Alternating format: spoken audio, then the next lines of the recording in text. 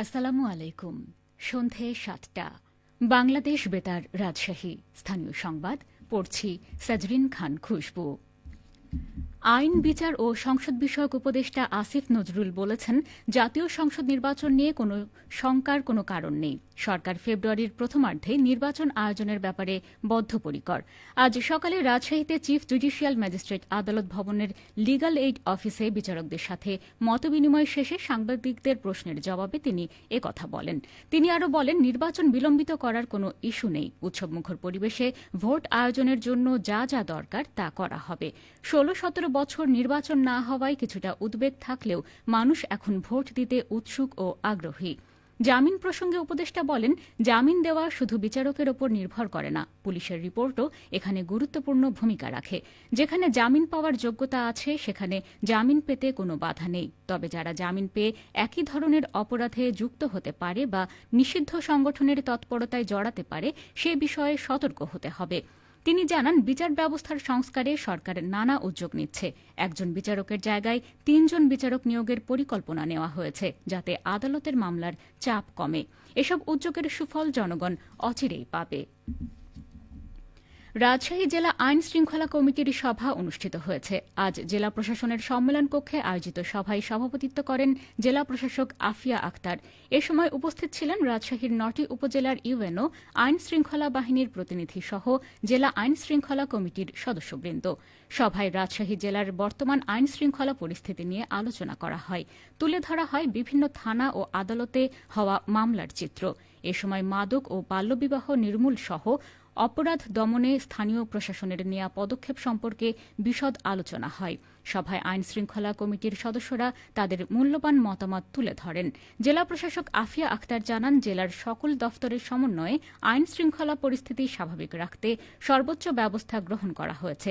এক্ষেত্রে আইন শৃঙ্খলা পরিস্থিতি নিয়ন্ত্রণে কঠোর অবস্থানে রয়েছে পুলিশ, র্যাব, বিজিবি ও সেনাবাহিনী সহ দেশের সকল আইন শৃঙ্খলা বাহিনীর সদস্যরা। রাজশাহীর গোদাগাড়ীতে পরিষ্কার পরিচ্ছন্নতা অভিযান শুরু করেছে বাংলাদেশ জামায়াতে ইসলামী। আজ দুপুরে রাজশাহীর গোদাগাড়ী উপজেলা পরিষদ প্রাঙ্গণে পরিষ্কার পরিচ্ছন্নতা অভিযানের উদ্বোধন করেন দলটির কেন্দ্রীয় নায়েবে আমির ও সাবেক এমপি অধ্যাপক মুজিবুর রহমান। জামায়াতে ইসলামীর গোদাগাড়ী পৌর শাখা এ পরিষ্কার অভিযানের আয়োজন করে। অনুষ্ঠানে সাংবাদিকদের এক প্রশ্নের উত্তরে জামায়াত নেতা অধ্যাপক মুজিবুর রহমান বলেন, রাস্তাঘাট ঝকঝকে থাকে, কিন্তু দেশের মানুষ ইচ্ছেমতো ময়লা আবর্জনা ফেলে, যা দুর্ঘটনা ও অসুস্থতার কারণ হয়। সমাজকে সুন্দর রাখতে জামায়াতে ইসলামী সমাজ কল্যাণমূলক কর্মসূচি হাতে নিয়েছে, যার একটি অংশ হল এই পরিচ্ছন্নতা অভিযান।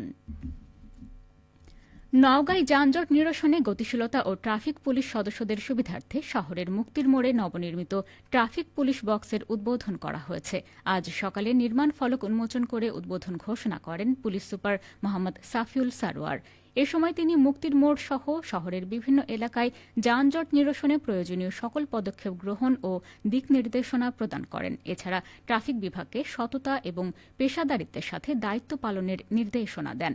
এ সময় ট্রাফিক ইন্সপেক্টর, প্রশাসন সহ অন্যান্য অফিসার ও সদস্যগণ উপস্থিত ছিলেন।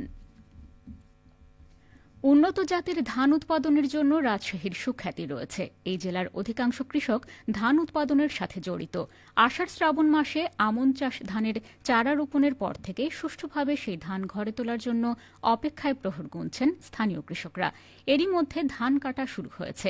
স্থানীয় কৃষকরা জানান, এবার বৃষ্টি তুলনামূলকভাবে বেশি হওয়ায় সেচ সহ আনুষঙ্গিক খরচ কম হয়েছে। প্রতি বিঘা জমিতে আমন উৎপাদনে কৃষকের খরচ হয়েছে প্রায় ৮,০০০ টাকা। প্রতি বিঘায় ১৬ থেকে ২০ মণ ধান উৎপাদন হয়। এবার প্রতি মণ ধান বিক্রি হচ্ছে ১,৪০০ থেকে ১,৬০০ টাকা। এবার ধান উৎপাদনে খরচ কম হওয়ায় লাভ ভালো হবে বলে আশা করছেন কৃষকরা।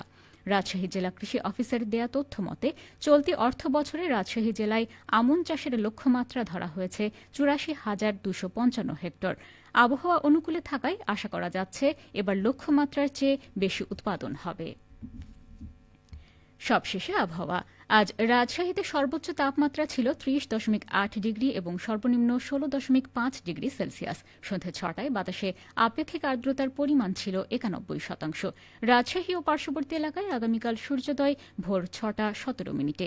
সংবাদ শেষ হল। আমাদের পরবর্তী স্থানীয় সংবাদ প্রচারিত হবে আগামীকাল সকাল ৮টা ১০ মিনিটে।